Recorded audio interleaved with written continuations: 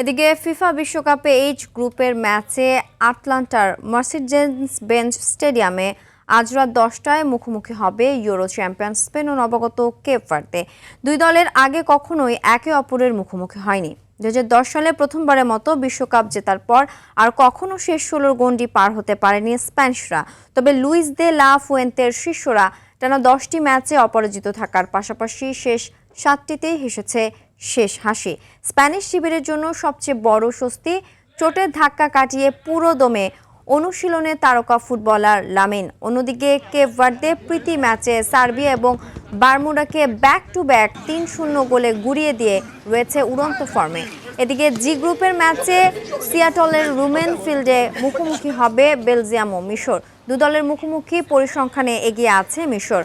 দুই দল সর্বমোট 4 বার মুখোমুখি হয়েছে, যেখানে মিশর জিতেছে 3 বার এবং বেলজিয়াম 1 বার। ম্যাচটি শুরু হবে মঙ্গলবার রাত 1টায়।